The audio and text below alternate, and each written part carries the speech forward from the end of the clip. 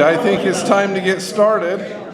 So if you all want to take a seat, again, a reminder, if you haven't talked to Brent to get a ticket for the door prizes, make sure you talk to him and he'll get you set up.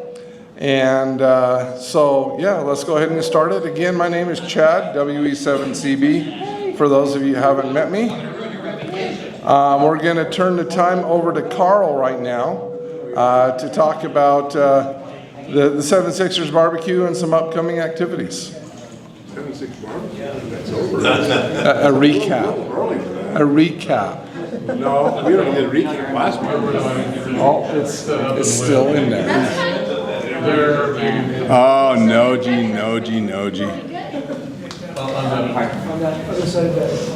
Okay, recap. That's old news. Everybody knows it was good. Holy cow, where's all that? You know how to turn the volume down. Oh, the feedback. Yeah, we did the 7-6 recap last month. We're not going to do that. But we are going to do the, how do you change this now? Oh, there we go. Noji picked the date. We're living with it now. I thought I heard you say that. No, never said no. We said it twice since last month when you put this in here.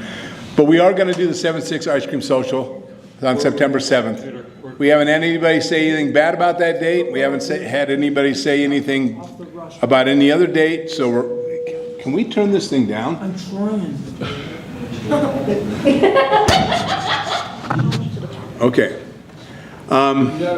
Speak in your manly voice. You're also getting feed from double mic. All right. How's that? Okay. We'll find out. That's nothing. That's good. That's nothing. Anyway, the ice cream social will be at Leatherby's at 1 o'clock on September 7th. We always do that like right after lunch. Same time as we do kind of the lunch bunch thing. It will probably take the place of the lunch bunch that month and things like that. So come out and socialize with us on the ice cream social. I don't think there's anything else for me. There isn't anything else for me. That was short and sweet. Yeah. We will be providing support for Noji's move, just to let everybody. I'm not moving good. When he done. Oh, Let's make sure it's the same amount of radios gets to do it on. Yeah. Somebody's got to move all that radio equipment. okay, Summerfield Day, we rocked it. So it was a lot of fun for those that did come up. We did actually have a visit from the Forest Service. We walked them around, showed them the different stations. They took a lot of pictures for their documentation. So they were interested in what we were doing. So we had like 3 gals from the Forest Service come up. And so I was walking around with them. So ham radio fair. I didn't stick around very much for that one. Oh, okay. So We had fun. yeah, they had fun, guys. It was windy. We had fun, we had wind. It was good. Utah Valley, the swap meet is the 21st at 9 a.m. to noon.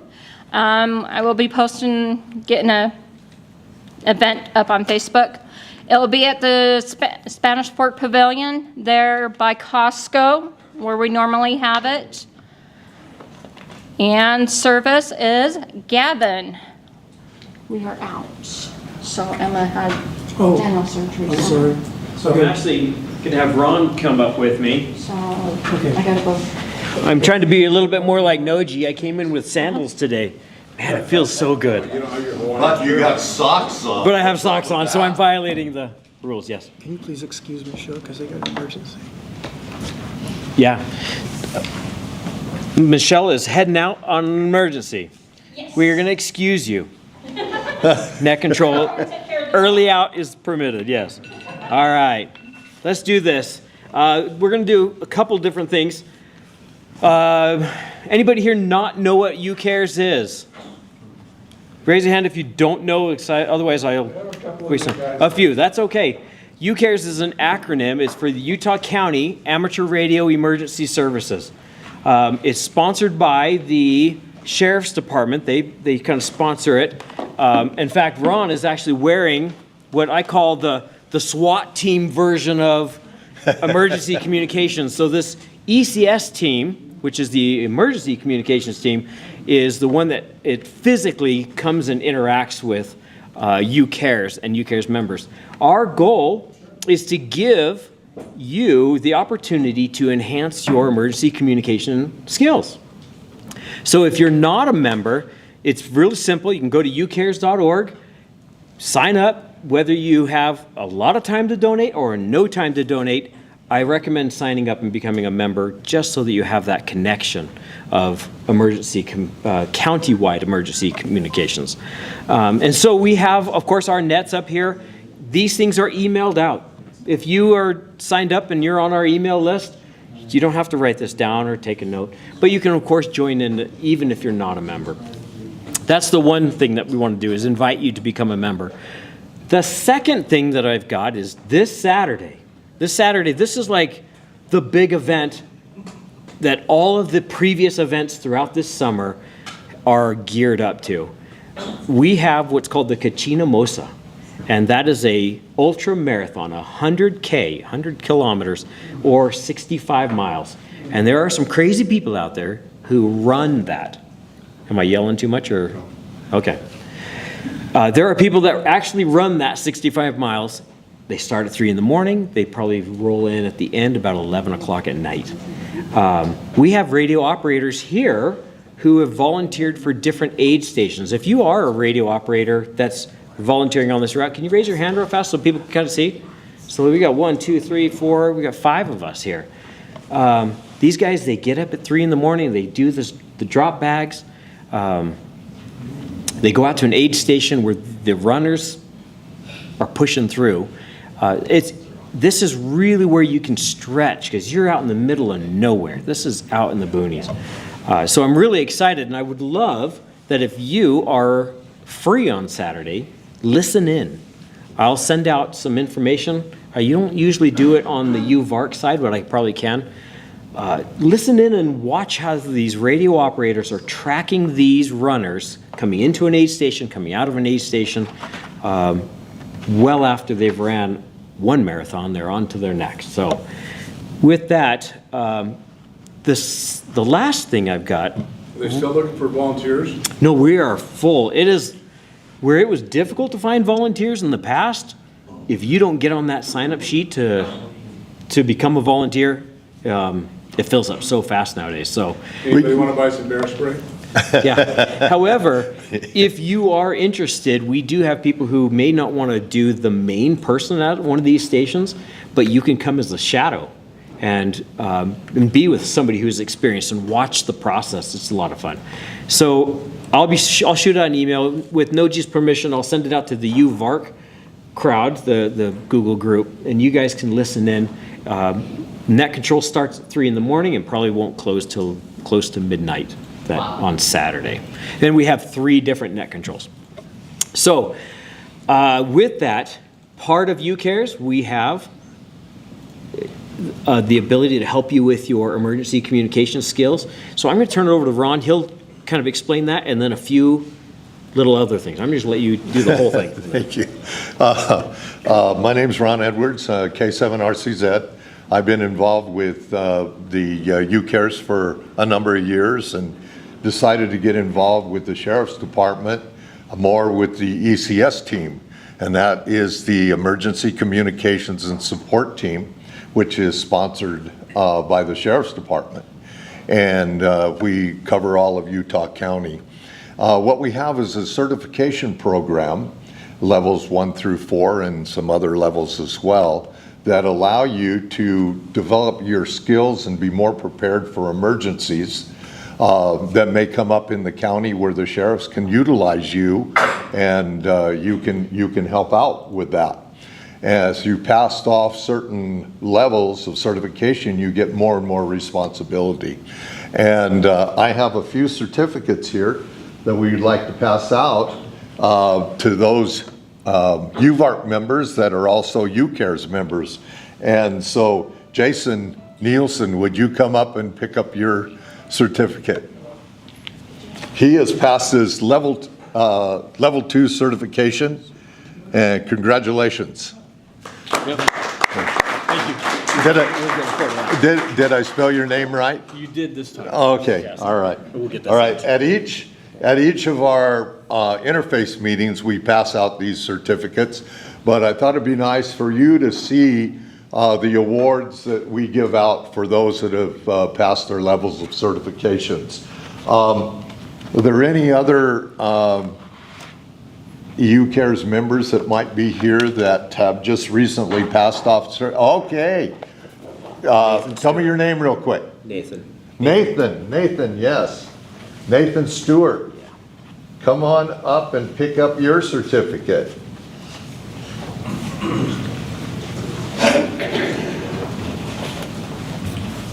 Sorry, I was far back there.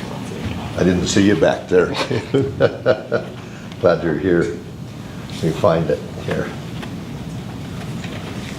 Come on. I think you're right here.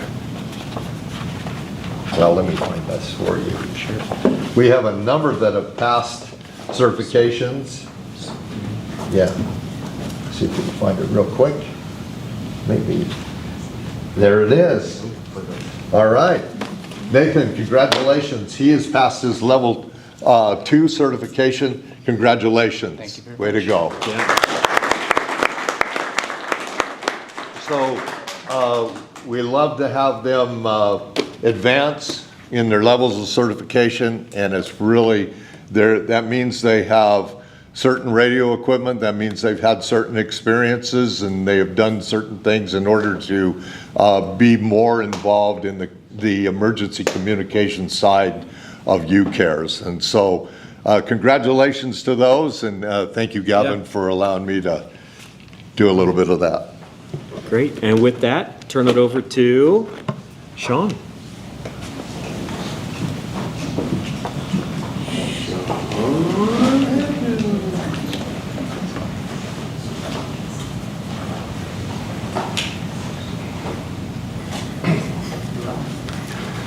All right, this is one of the most fun parts for me. This is our brand new Newham list. And we want to congratulate everybody on the list, so give them a big hand whether they're here or not.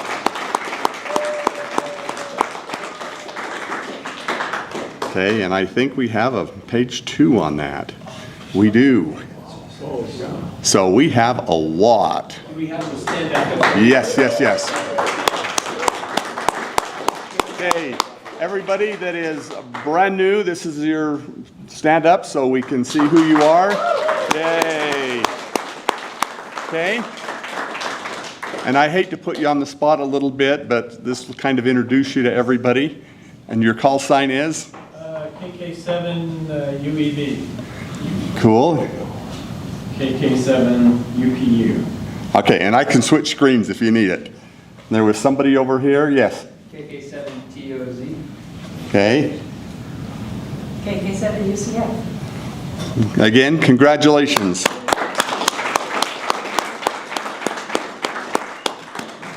Okay, and here is our upgrades.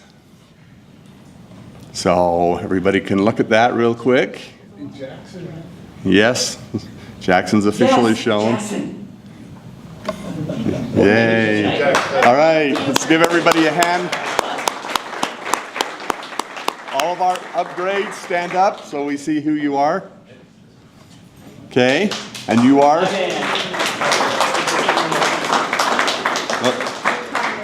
One more time. I'm Tyler, KK7 OYP. Congratulations. And? Jackson, KK7M.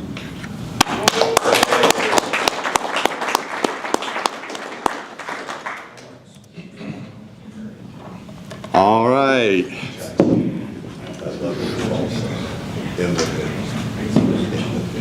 Try to say it really fast. And I'm not a net. That is great. Him and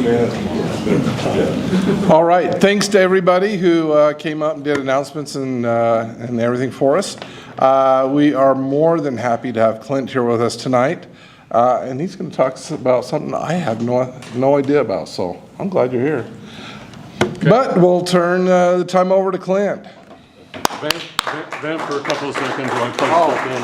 Oh, we're switching over, so. So while we're waiting for it to do its thing, just want to let you know that Clint has presented at our club before. He's a great guy. He's known throughout Utah as this wonderful ham, a great resource. He past president of UVARC, the Utah Amateur Radio Club up in Salt Lake, and he's just done so much work with ham radio throughout many years, and just a wonderful guy. If there's ever a resource concerning ham radio in any aspect, Clint's the man. He has been responsible for the upkeep of all the repeaters for UVARC and has done a lot of work with repeaters throughout Utah, period. So just a tremendous amount of talent in one package. Thanks. Yeah, the SDR too. Yes, thank you very much for mentioning that. Leamington and Corinne SDR. All right, so I'm sure a lot of you who have been on 2 meters have used the 6.2 repeater, but did you realize it is not one repeater, but 2 repeaters? So it wasn't always that way though. But first of all, let's, in case you were asleep during that part of your ham exam, let's just talk about what a repeater is, just to get our brains in gear. It's just a remote relay station that retransmits signals, and for this reason, if you hear somebody giving a signal report to somebody on a repeater, you got to keep in mind that you aren't actually hearing the other guy; you're hearing the repeater. So what you're really doing is listening to how the other guy is getting into the repeater. But we'll talk about that in a minute. It cannot receive and transmit on the same frequency. It'd be like yelling in your own ear. If you did that, you wouldn't hear a darn thing. So like telephones have a separate gazinta, gazaudo, repeaters have that, and they're separated by enough frequency that you can actually filter them. It is possible to transmit a signal that is literally 100 million, or I don't know, billion and some odd times. Chuck, what fold is 140 dB? That's but anyway. 10 to the 14. So. Well, yeah, that's like 100 trillion fold, isn't it? 100 quintillions. Yeah, that is literally the magnitude we're working with on a 100-watt transmitter and hearing the weak signals coming in the repeater. It is literally, the transmit signals literally about 100 trillion times or a gazillion times. That's not a huge exaggeration, stronger than the weak signals you're trying to receive. So, you do several things. You have good filtering, you have clean transmitters. UVARC repeaters tend to have separate receive and transmit antennas, which forgives a lot of sins, plus they're required on some of our sites. So, as I said before, you're hearing the repeater's transmitter, not the other guy's radio. So, if you've ever used a crossband repeater, and this circa 1992 HT will do a dandy crossband repeater, although not legally. There are almost no radios that do crossband repeaters legally. They get away with that by operating on 2 different bands. But essentially, it's the equivalent of taking 2 handy-talkies, one on VHF and one on UHF, and just putting them like this, and then alternating the push-to-talk buttons. And you've probably done that, with your cell phone when it's on speakerphone to try to, as a poor man's auto patch, when you're trying to get something across. So there's nothing too magic about a repeater. But obviously both stations must have a good path to and from the repeater. The repeater is typically, as you can see on the picture, we have these really, really tall mineral towers called mountains out here in Utah that make it really easy, well, in relative terms, to get a transmitter and receiver that must be seen by both parties, no matter where they are, in order to work into them. And if either station cannot get into it, they can't communicate. Well, yeah, of course. And here in Utah, we are blessed in a way, through magic of earthquakes and magma and other lovely forces, to have these tall rocks, and we can get hundreds of miles. Like the 7.6 repeater can get down into Fillmore and east of Wellington, for example. The 6.2 repeater gets up to Snowville, out to near Wells and from the Farnsworth, and but it doesn't get very far east. There's another bad thing about those handy mineral towers that we have is they block signals. But that's why we have multiple repeaters. I don't know how many of you have ever lived or ran your your 2-meter radios back east, but a really good repeater back there gets 30 to 80 miles. Yay! So, which is why organizations covet being able to put on their repeaters on somewhere up on these 2,000-foot tall towers they have out there. Towers that have elevators in them. I'm not going to be the one that fixes those antennas, even though if you fell off a 60-foot tower, you'd be dead as you fell off a 1,000-foot tower. But anyway, here's another thing too. This is all working together. I mentioned earlier, if you were going to give a signal report on how the other guy is getting into the repeater, and knowing that you cannot look at your S meter to tell how that is, because as I said, all you're seeing is the transmitter of the repeater. How do you tell someone how they're getting into the repeater if you have no idea how actually strong they are? Not you, Chuck, because I know Chuck will answer. Yes? Audio quality. Elaborate. Signal to noise ratio. Okay. That's pretty good. What? Steam. Okay. Now here's one thing I can understand why this is the new hams to UHF and VHF radio on FM have a hard time figuring out, and that is a stronger signal does not mean it's louder or quieter.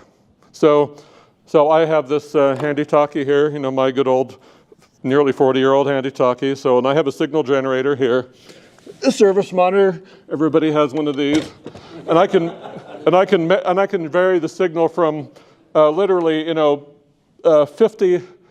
Let's see, 0.05 microvolts is what 50 nanovolts, all the way to about a volt. So here we have this, and I got to turn it on first. Okay, so this is a 1/2 millionth of a volt. Now I'll go to, that is a volt. The tone didn't get any louder, but one thing that you did notice was, as I decrease it, so what comes up is the noise. So when you're hearing somebody on a repeater and you want to give them a report, listen for how much noise is under what they're talking. Now this can be a bit confusing because the noise could also come from the fact that maybe you're not getting the repeater itself very well. Maybe some Wi-Fi or solar or just weak signal or multipath or something is weakening it. But a lot of repeaters have the hang time, you unkey the bloops and, gives the time of day, and then it gives you when the next meeting is, then it eventually unkeys. During that time, you can listen to how much noise there is there. And that lets you separate two things. How well am I hearing the repeater, which also can give you a clue as to how well the repeater is hearing you. And also, if you're hearing the repeater, Kerchunk can do all its bloops without noise, but you're hearing noise on the other guy, what you need to do is tell that person to, do better with your antenna, crank up the power. The other thing too that you have to remember is that if you hear somebody, especially new people on the radio, and they're quiet, don't resist the temptation to turn up the power. handy-talkies are made to be touching your face somewhere, and microphones, generally speaking, you really can't go wrong. You know, new hams are, you know, just like they're thinking it's a cell phone on speaker, and it sounds like they're across the room. So just help everybody get into the habit of not being afraid of the microphone. So you can see here, oh, I put it there, a range of a trillion-fold from -90 to 0 dBm. I should read my own notes. Yes, did you say something? Oh, okay. By the way, if you have any questions, or raise your hand and say something, because I'm hoping to not baffle people too much, although it makes sense to me. All right, as I said, I did the full quieting demo. Now, another thing that you may or may not know is the squelch on the radio doesn't care how strong the signal is. It measures it by noise. And one of the things that happens with FM radios is that these things we call FM radios, they're really not FM. They never have been. You know, as hams, the things we hams call FM radios have never been FM. They're actually PM, or phase modulation. But all that really means is when you transmit signals, you boost the highs, you know, like cranking up the treble way high on the signal that goes out, and on the receive side, you crank the treble back down by the same amount. And the reason you do this is as the FM signal gets weaker, and you can hear this on FM broadcast, it gets noisier, but it gets noisier at the high registers of audio first. The high-pitched hiss comes in first, then it starts getting noisy up there first, then it starts working its way down to the lower frequencies. So if you boost the highs to begin with and then unboost them on the receive, you kind of flatten that out so that the noise sounds like it isn't high-pitched noise all coming in everywhere. But that's how the squelch works. It sees the noise way up there above hearing, and says, oh, wait, there's noise there. And that's what it uses when you set the squelch. It just simply listens for noise above the speech frequencies. And that's all they do.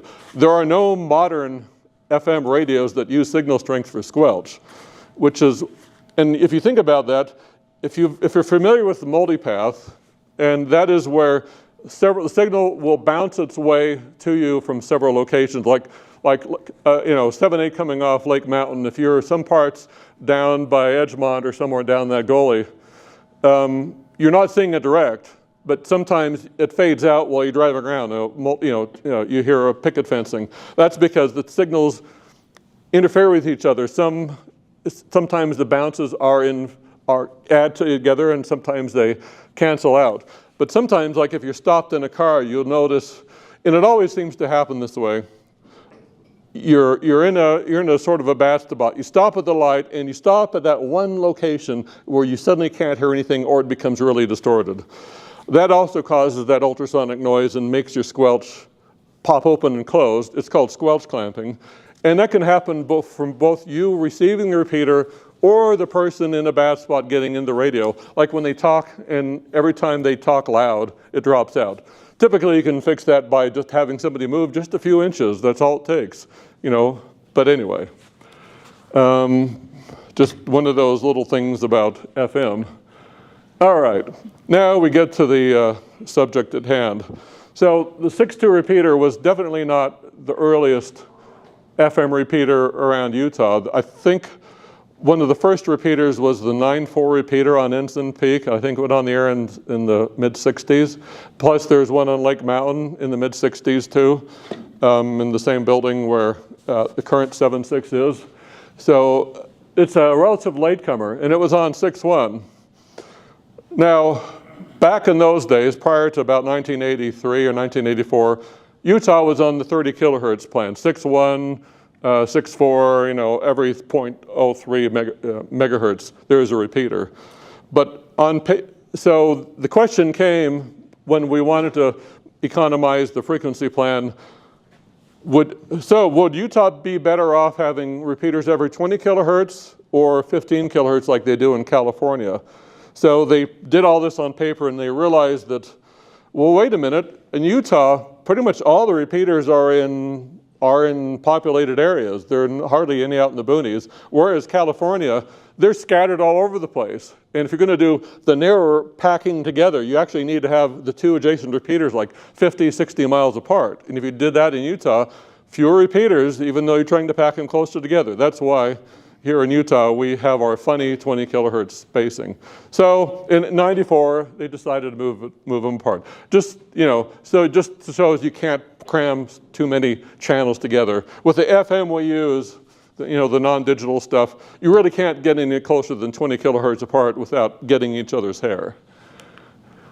The 6.2 is on Farnsworth Peak, and as you can see, there's some pretty mondo antennas up there. That's an old picture. There are even more antennas up there now. And there's literally megawatts of RF coming off the mountain.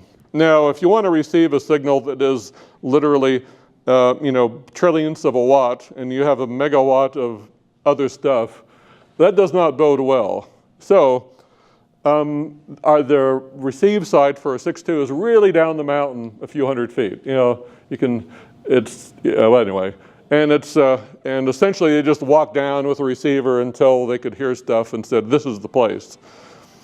So, and you can see there's really nothing around it. There's a cable with transformer coupled stuff so that it doesn't get deleted by lightning every time a black cloud comes by, which happened for the first couple of years. And then originally it was in the tram building under swamp cooler cover, but that building was torn down, so we got to put it somewhere else. And so we have our transmit antenna there. There it is. This one laser pointer isn't working, but this is.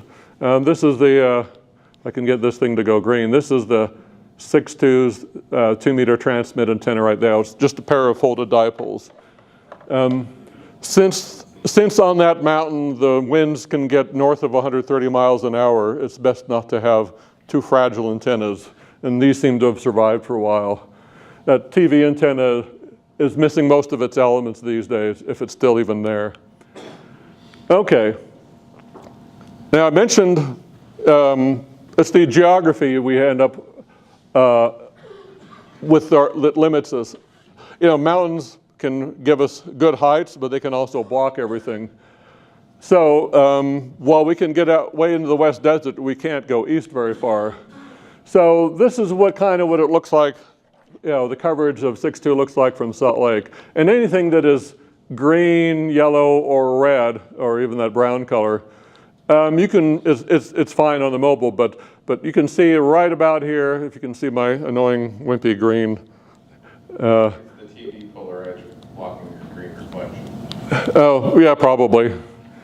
But anyway, you can see that the Wasatch Mountains block it, so we don't get much stuff, behind the range. So how do you make repeater coverage better? Well, you can increase the power. Giving it a bigger mouth. Repeaters that transmit really well but nobody can get into are typically called alligators, big mouth and no ears. You can also make it more sensitive, bigger ears. If you have to err one way on any radio system, you're always better off making it more sensitive so people it can hear signals that better than it can get out. You always want to err toward that.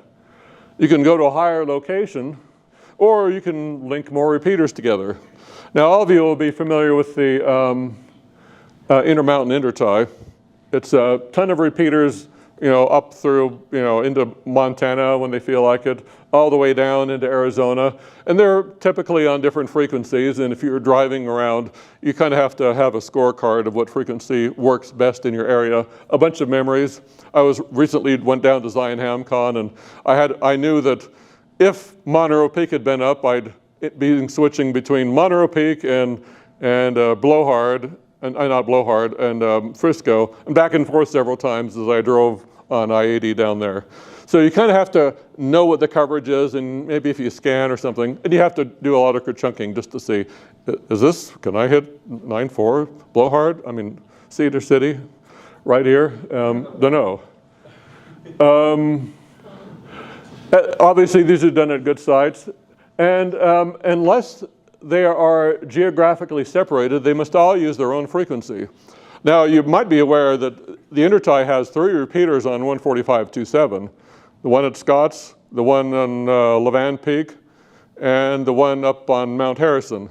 But they don't cover over each other much. If you're in the Salt Lake Valley, you can actually hear all 3 of them in some places, but that's, 27 isn't, none of those repeaters are intended to cover Salt Lake Valley worth a darn anyway.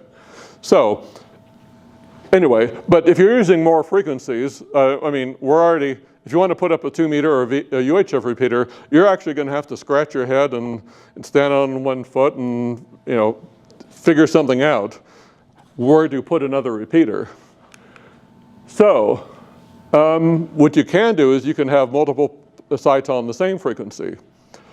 It is relatively complex technically, but if you only use the same one frequency for these things, you can just drive through the coverage area of the 1 or more repeaters and not have to worry about it. You don't need to change subaudible tone. You don't need to change memories. It's just like one big repeater. And the other thing too is if you can pick the sites so that repeater A and repeater B don't overlap too much in the middle, you're fine. You're better off. A little bit's okay. So what that means is when we got the chance, we obtained this building on Scotts Hill, which is above the Brighton ski resort. That's actually Park City and whatever in the background you see there. And we put up this other repeater that's also on 6.2, and also it really doesn't overlap.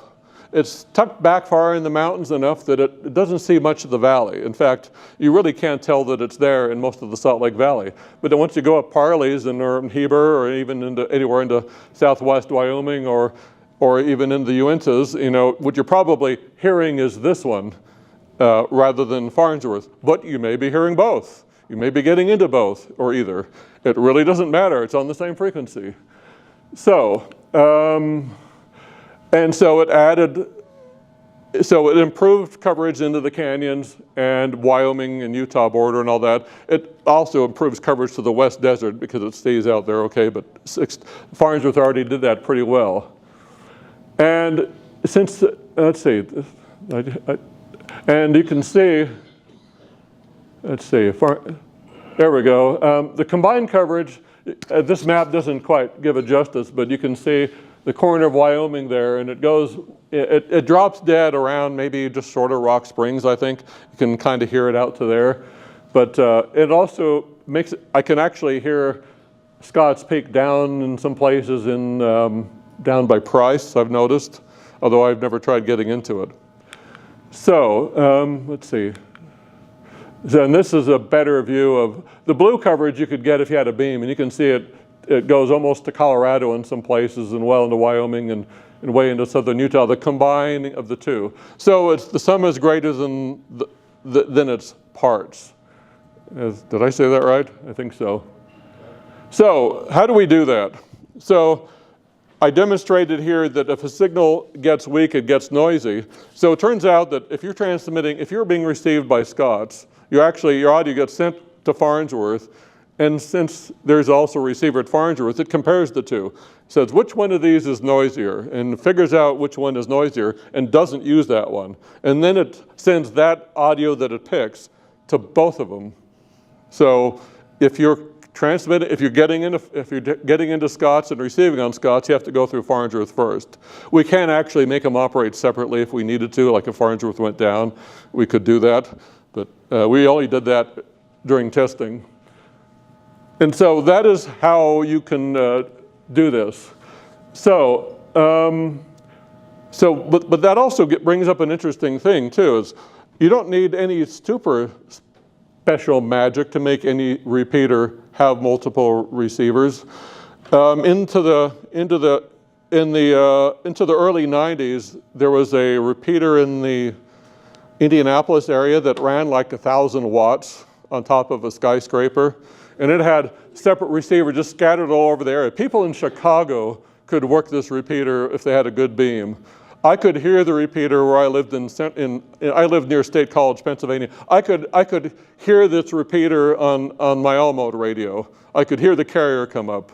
It just got out like gangbusters. They didn't have a receiver anywhere near the repeater because the transmitter, because it's running 1,000 dang watts. And of course they'd be crazy to, but it had all over the county and various sites, or some of the counties that had receivers, and that's especially good in flatland back there because, as I said, 30, 50 miles on a reasonably high antenna tower is all you're going to cover.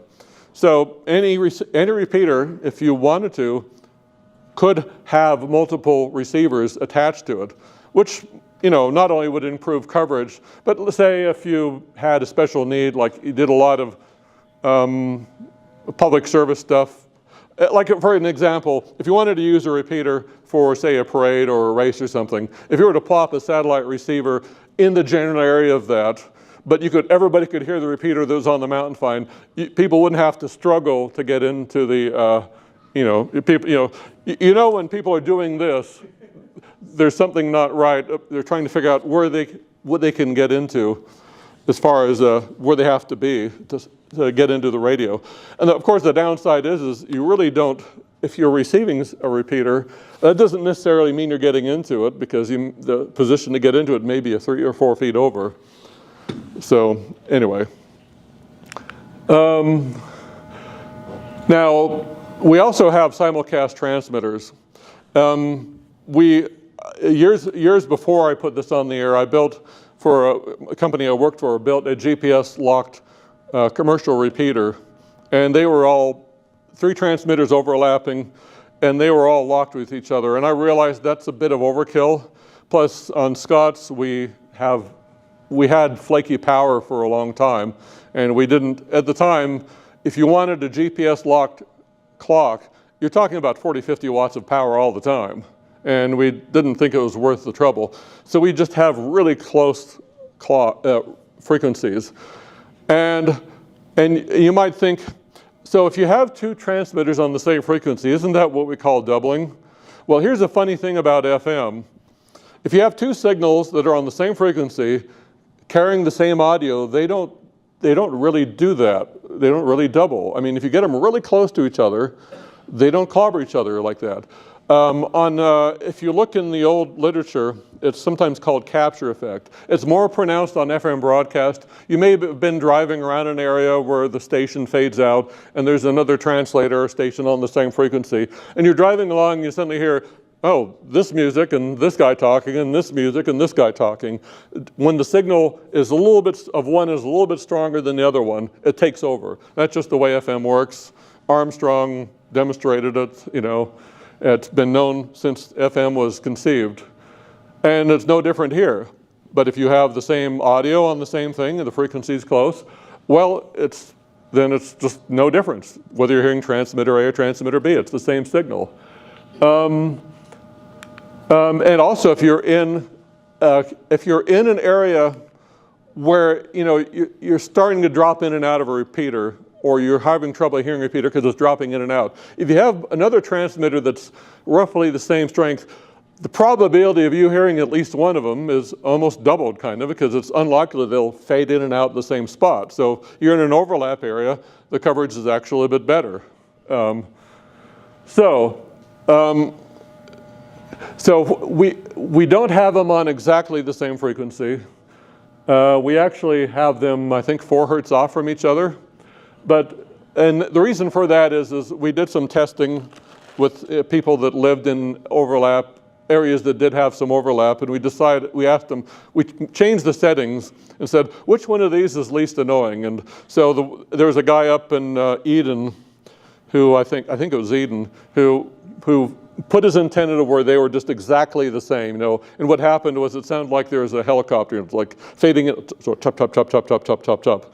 And we said, okay, we'll fiddle with these adjustments. Which one of these is least annoying? And he and other people decided, okay, about 4 chops a second is fine. But you may ask, if in an overlap area, if they're beating against each other, the chop, chop, chop, chop sound, Wouldn't that be annoying? Well, I don't know about you, but when I'm using this radio and I'm in a weak signal area, I tend to move the radio around until I hear the best signal. So, and you only need a few inches and you can solve the problem. Like on Big Mountain at the top of Immigration Canyon, I think, there's a parking lot that has both of them. And it's like, oh, Farnsworth, Scott. Farnsworth, Scott. You can, and you can tell because there's different courtesy beeps and bloops on the Scott's one versus the other one. The other thing to keep in mind is if you're in a moving vehicle, it doesn't matter anyway. If you're in an overlap area, which is, when we chose the overlap area to be kind of spotty for either side, so no one repeater covers that area really well, like going up Big Cottonwood Canyon, east of Salt Lake. When you're halfway up there, Farnsworth doesn't do great, Scott's doesn't do great, but together they do okay. It's a bit choppy. And it really doesn't sound different now, except it's less choppy than before we had both repeaters. And if you're moving at 60 miles an hour on 2 meters, the Doppler shift, if you're moving toward a transmitter, is 13 hertz. If you're moving straight toward and one away from the other, the total difference between the two is 26 hertz. So, I mean, the fact that we don't have them on exactly the same frequency in a moving vehicle is irrelevant because, if the waves aren't moving, the vehicle is. So, NFM, does the thing that it does. It grabs the strongest signal and gives you that one. All right, let's see. I think I already did this. Now, if we wanted to, and we don't really have a site to do it, we could add more transmitters for better coverage. Like I've talked to John Lloyd about this, who runs the intertie, and we both agree it'd be nice if all the intertie could be on just one frequency. Wouldn't that be just so cool? Just drive up and down Utah without having to QSY, and it's technically possible, but it's not a project that he's really willing to handle this time.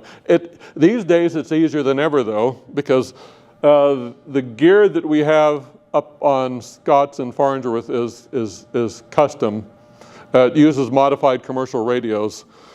But these days it'd even be easier than when we did it now, because you can just buy GPS modules, like you can buy a Leo Bodnar synthesizer for $250 and it's gonna stay within 1/10 of a hertz on 2 meters, and you could use that as your transmitter reference if you like. So doing this nowadays isn't the proposition that it was. Although you got to pay attention to a lot of stuff like make sure the audio is all the same. And of course, as I said, you could always add more receivers if you want to improve coverage, because if you have multiple transmitters, high power transmitters, you create an alligator, but you make the ears bigger too by adding more receivers. All right, I blew through that really fast, I think, but I know people prefer shorter meetings to long ones. So any questions coming up? Let's see, let's see, you back there. So you mentioned that you keep your transmitters within, you said 4 hertz? 4 hertz. And do you use temperature compensation? Yeah, we use oven oscillators from old scrap satellite gear. But you don't use GPS? We do not use GPS. At the time, we thought about using GPS, but if you wanted a GPS disciplined oscillator, it would draw like 20, 30, 40, 50 watts. And Scott's, they've since replaced the power lines up there, but it could be out of power for a week during the summer. And we decided, well, let's not blow most of our power budget on just keeping the frequency close-ish. And this actually has worked fine. The Farnsworth is the one that's closest. Scott's is the one that's off. Last time I checked Farnsworth, it was like 1.5 hertz high, I think, and it never moves. If you want to check and see if your all mode radio's on frequency, just listen to the carrier on 0beat62's carrier, and you'll know if it's within a few hertz. You can do that, or your test equipment. I think Farnsworth holds its frequency better than this service monitor does, but just humble crystal oven oscillator is adequate to do that. And we really haven't touched the frequency for like 10 years. I check it once in a while. I was up at the UVARC steak fry, and you could, if you were in the right place, you could hear them overlap, and it's like 1, 2, 3, 4, 1, 2, 3, 4, 1, 2, 3. It's like, okay, it's still where we left it. Maybe they're drifting together, but I don't care. Anyway, you had a question over here. Yeah, how are you getting the signal back and forth between the two sites? We're using UHF. So Scott's transmits on a 420 frequency to Farnsworth, and then Farnsworth transmits on a 430 megahertz frequency. They're 12, 13, 14 megahertz apart. So if you wanted to add more transmitters, all you need to do is be able to hear the 430 megahertz transmitter on Farnsworth. Then you could plop another transmitter down. Like if there was a fringe area somewhere in Salt Lake that we wanted to cover, like if there was, I don't know where it would be because Salt Lake's geography lends itself pretty well, but if we could hear that, we could blast signal into that area and do fine. If we wanted to add another receiver, we'd have to add more receivers on Farnsworth, but we already have the antenna, we already have cavities up there, and if we put them close to each other, we can just add more. I built an 8-channel voter that's on Farnsworth, and we're only using 3 channels. One of them is for telemetry. So we could add another 5 receivers up there if we wanted to, and just have to wedge them in the rack somewhere. Chuck. So the voting equipment itself is actually on Farnsworth. How does Scott's communicate the signal strength to Farnsworth so it can make the decision on the voting? Okay, so what Scott sends is just, for the most part, is just audio. And as I mentioned, the way you know a signal is weak is it gets noise on it. So the voter takes a look at all the signals, all the receivers that are hearing the signal and sees which one of these has less noise and picks that one. Now, the other thing you want to do is when somebody unkeys or drops out of the repeater, you don't want it to blow a noise or anything like that. So on Scott's, the instant the squelch drops, this 3.2 kilohertz tone blasts on, and it's really strong. But it does 2 things. It makes it sound noisy, so it unvotes it. Plus, there's a detector on Farnsworth that hears that tone and says, "Oops, that one dropped out." So that's how that happens. So there's a voting tone on there. If you were to scan around 433 megahertz, you'd hear what you hear on 6.2, but at the end of it, you'd hear this beep, that's ear-splitting beep as it unkeys. And that actually tells Scott's, all right, I unkeyed, do your beep and kerchunk. That way we don't actually get a double kerchunk, because if you've used a crossband repeater, the guy unkeys, kerchunk, and then the radio drops, kerchunk. By having the tone and all that, we don't get a double kerchunk from a link like you would a crossbander. So there. Any other questions? Yes? So, voter sounds like a great, solution. Why aren't there more voters around Utah? Because you can't go out and buy one from ICOM and Yaesu. That sounds glib, but that's about right. I mean, a lot of repeaters around here are just plop down ICOM or Yaesu. Some of them are Motorola's. You can get Motorola voters, but Motorola is kind of moving away from analog anything. You can still get it. But then again, there's this thing, the Moolah. You can find used GE. I'm familiar with the GE voter shelves. You can find them on eBay. They work fine. They're like 40, 45-year-old technology. Physics hasn't changed in 40 years. They still work great. But so you can do that. But that's the thing is, do people know that they can do that? That's one thing. And are they willing to just kind of step into a little area of discomfort and homebrew something? So the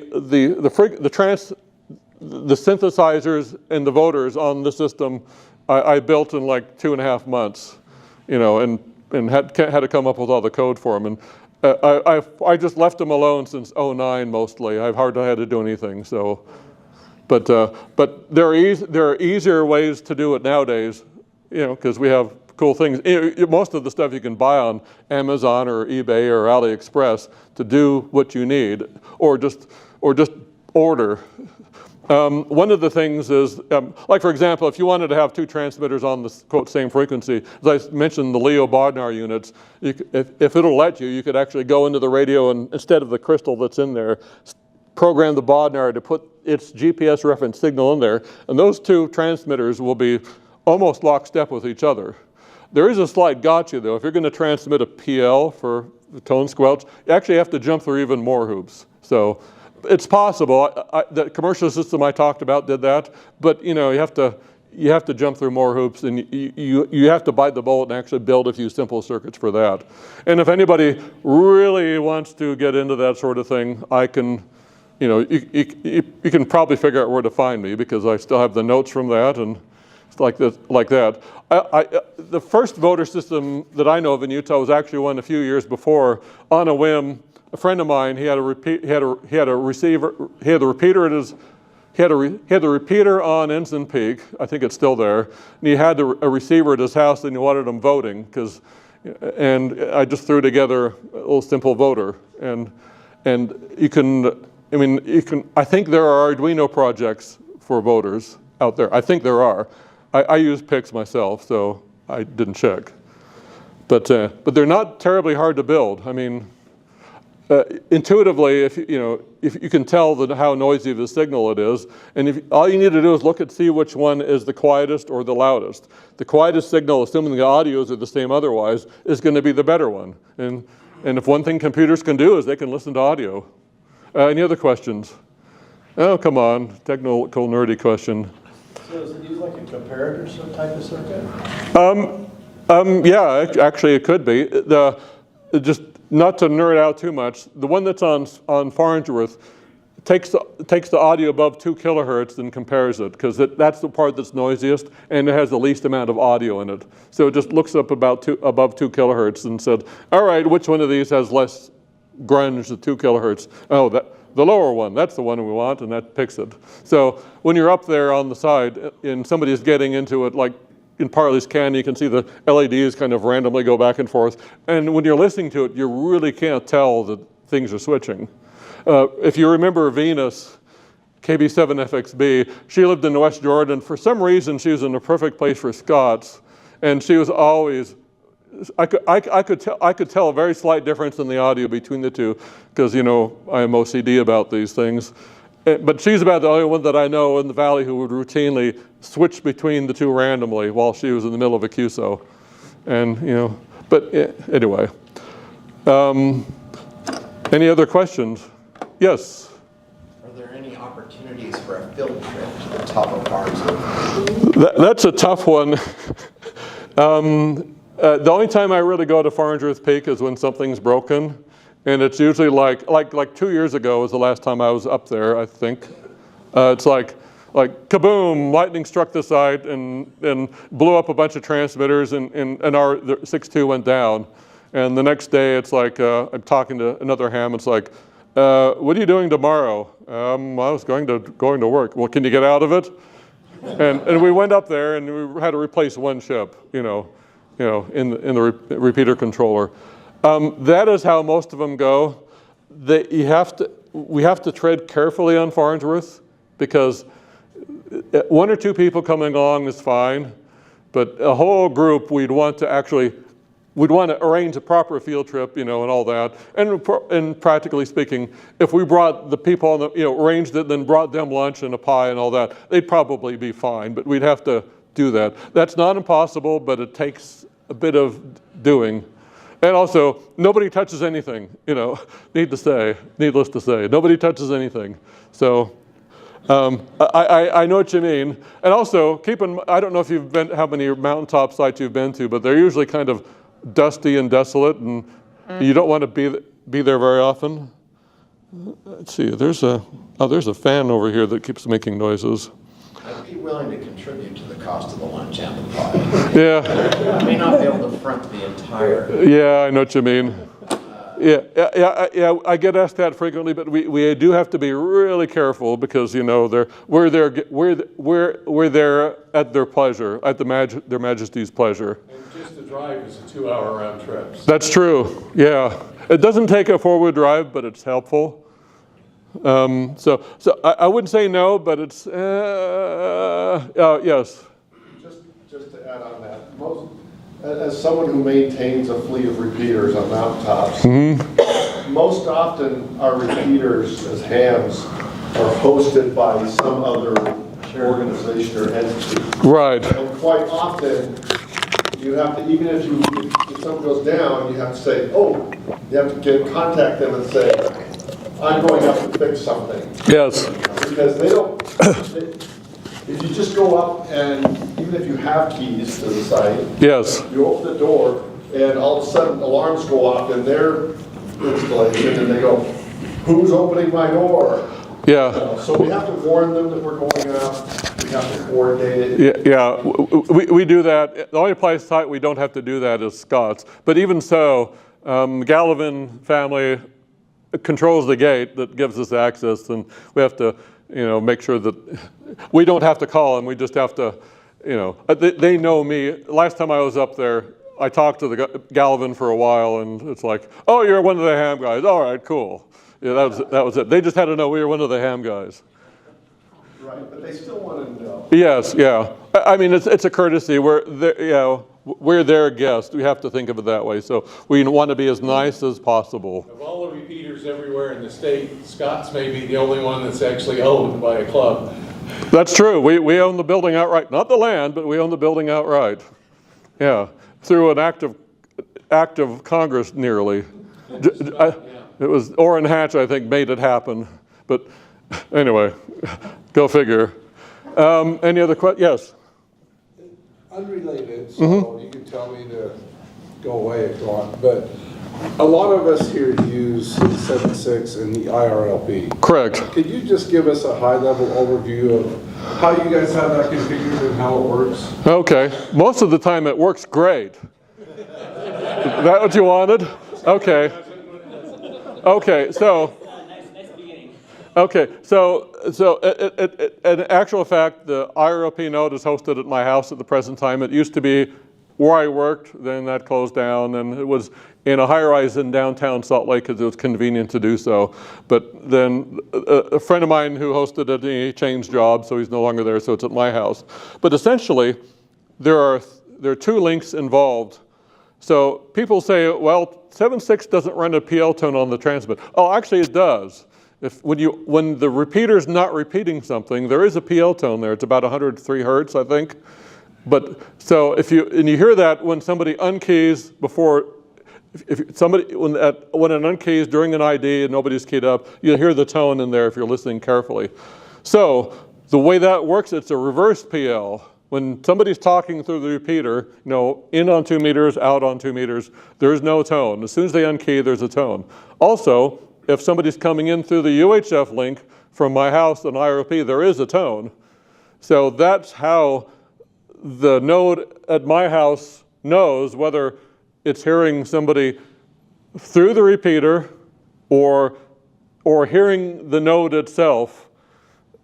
So in theory, I don't have it enabled, but in theory, 7.6 repeater can run full duplex IRLP. We could have it so that somebody on 2 meters keys up, some guy at the other end on IRLP keys up, and you hear both voices coming out at the same time, like you would in two people in a room. We have that disabled because almost no other node support that, and I think we decided it would probably confuse people. So essentially, when you bump the tone, there's the prefix and the whatever it is, the node number. The receiver at the house picks it up, and then the computer, which is a Raspberry Pi, it's the 256 megabyte one, the earliest Raspberry Pi with Ethernet. Tells you how old it is. But we upgraded from a 90 megahertz Pentium that we'd been using for 17 years. So it doesn't need to be a powerful computer. We only replaced the 90 megahertz Pentium because the hard drive died, and we couldn't recover the Red Hat 5 Linux that we were running on it. So any of you who know that, let's say, wow, that's all. The thing is we just plugged it in and it ran and it ran and it ran some more until it physically wore out. It never stopped working. The Raspberry Pi, if anybody's used one, are a bit fickle. They're not as stable as a good desktop, but anyway. So occasionally the thing goes out in the weeds for reasons nobody knows. What? Is the Raspberry Pi edible? With enough, well, I don't know, tenderizer maybe? I'm sorry. Yeah, I mean, you might get metal in your teeth. But anyway, so the tone, so when it keys up, it transmits on a 440 frequency, and so 7.6 actually has a UHF input linked to it. There's only one way, there's only a receiver up there. So anything coming up on that, it actually has a PL tone on it too, on the link, that wakes up, turns on the audio path between the receiver and the transmitter, so it becomes a 2-input repeater. It's essentially a crossband repeater when it comes up there. That prevents us, that eliminates the need for having any internet on the mountain. And because we did not want to attempt to put internet on the mountain, because I don't want to put a Raspberry Pi on a mountain where I'd have to snowshoe in for a quarter of the year to get to it. So it's as simple as it needs to be. 7.6's controller actually was built in about 1975. It uses TTLs. There's no computer up there at all.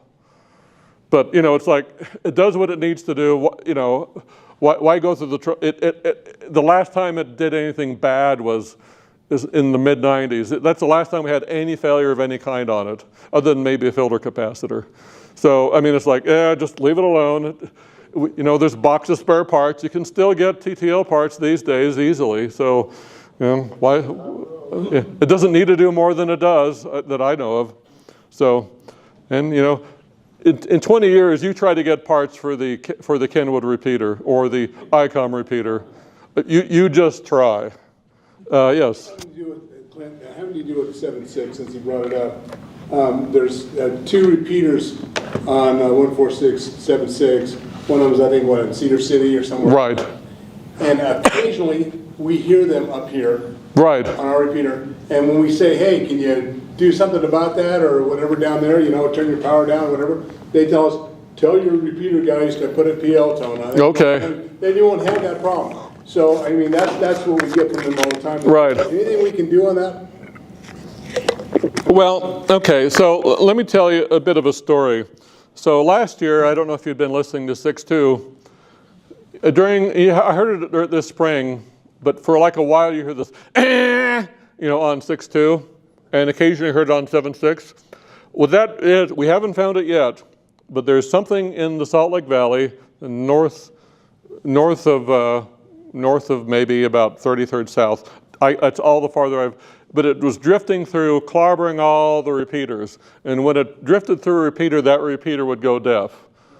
But nobody had 6.2 was deafened by it. So was every other 2-meter repeater that could see that part of the Salt Lake Valley. But the only people who even noticed it were the users of 6.2 and 7.6. Because it heard the signal. The other repeaters were deafened, and they probably tried, keying up the radio. And it's like, why am I not getting into this? I don't know. Oh well. But they would have no freaking clue that there was something awful going on the input that rendered the repeater unusable. They just chalked it up to, well, maybe I'm in a bad spot. So in other words, there's no canary in the coal mine. I mean, so the original purpose of a PL tone was to allow entities to share a common repeater, like farmers or businesses. It was never to solve interference problems. It never was. I mean, so the older radios, back then when they had communal radios, when the microphone was hung up, you heard nothing. When except they were using your tone as you the customer. As soon as you took the microphone off the hook, you heard everything that was going on that repeater, because only one person could use it at the time. So the question is do we use PL tones to solve interference problems? You can, but you do it at your peril, because if your system is degrading, it's hard when you're running a subaudible tone to even notice that is happening. So in the case of the 7.6 down by Cedar City, I suppose it's possible. I mean, we could do that. I mean, it's not a common problem. So I mean, is it common enough problem to be worth the hassle? Maybe. Maybe it is, maybe it isn't. You know, one of the things that happens too is you end up with propagation changes. You know, the ducting is just right and the signal just sails through, but often it's not there. I mean, back east where I used to live, you know, certain days of the year, you just hear repeaters just blast in from God knows where for a short time, then disappear. And in that case, maybe it's more of an argument, but here in the mountain areas, we don't see that as much. So if it becomes a real big problem, yeah, we could do that, but we are reluctant to do it because, as I said, we're the 6.2 and 7.6 users are the only one that even detected that blasting carrier that's drifting around, causing havoc everywhere it went. I mean, nobody even noticed it, amazingly enough, even though when it was parked on their repeater input, their repeater is probably unusable for 10, 20, 30 minutes at a time. Nobody complained about it, which is another worrying thing too. It's like, oh, the repeater doesn't work. Then a while later, it's, oh, it works. It must have been me. So you can kind of see the problem there. So if we're on a mountain with a ton of other transmitters, we have to assume that everybody else is behaving properly. But unless we have some way to detect degradation on our sites, baked into our systems already, you're not going to detect degradation easily. I mean, not talking about just interference. Like, for example, I don't do it as much as I used to. I used to do a repeater survey. I'd key up every repeater around the valley, you know, from a given location, and note it down. It's on the VHS Society webpage if you look for it. Then notice the signal coming from every repeater. And often I would, more than one occasion, I would notice like, the 4.5 repeater is down like 20 hundredths of its normal power, and it's like, oh, I didn't notice. You know, it went down from 100 watts to like 1 or 2 watts or half a watt. They didn't notice. So, yes, okay, we got to go. But anyway, but that you could kind of say it's a good idea. We can, but we just got to make sure we don't allow things to creep in and make it worse. Anyway, that's. I guess he has the shepherd's crook and we need to get out of here. So thanks for listening.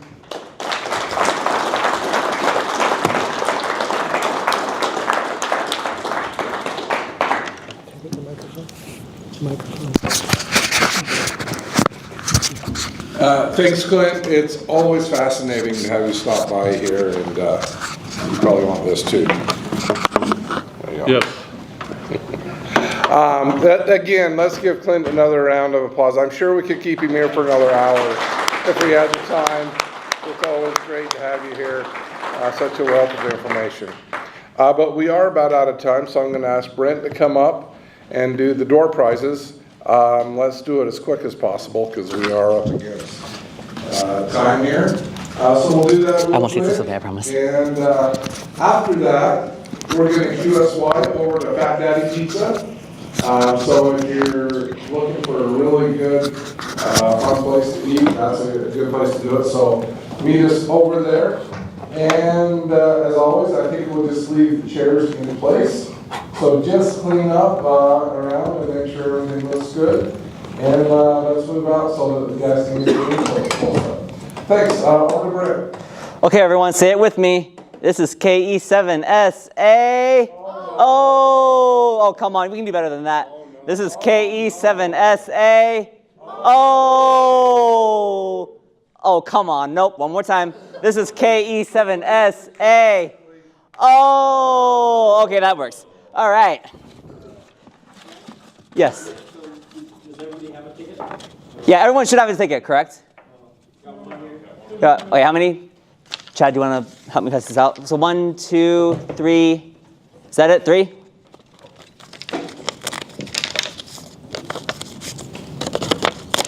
Speaking of which, we only have time. So I was told that we only had time for 3.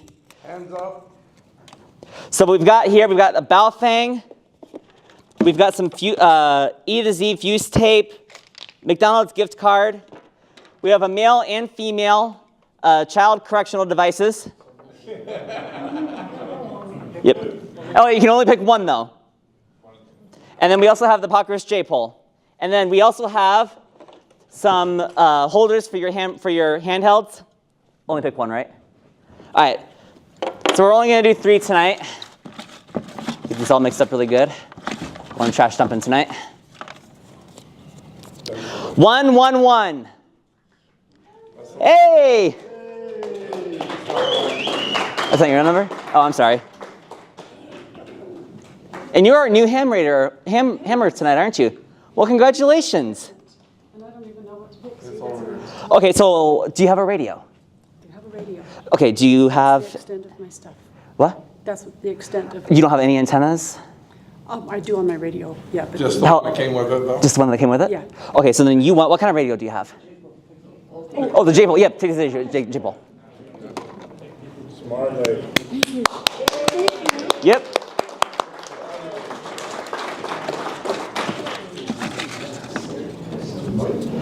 Zero 96. 096.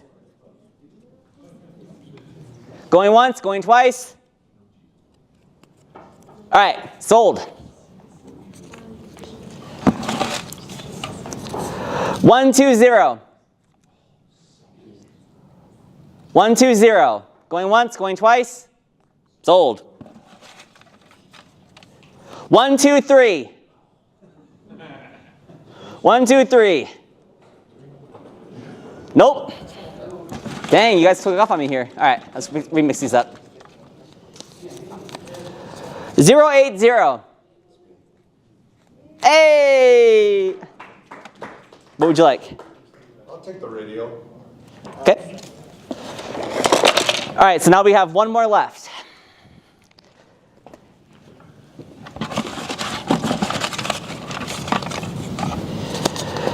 Zero 78. 078. All right. Ha! All right, 078. Would you like to come up and pick a price? I'll take one of your sticks. The child correctional devices? Okay, would you like the male or female? Give me a female. Which one's the female? I have no idea which one's the female. That's male. All right, use it well. Thank you. All right, let's get some pizza. Hey, Jackson. Thanks, everybody, for coming out. And, yeah, help clean up a little bit. Make sure I got one favor to ask of you. Next time you check in next week, I want you to say you are the youngest amateur extra in ham radio history. You are the youngest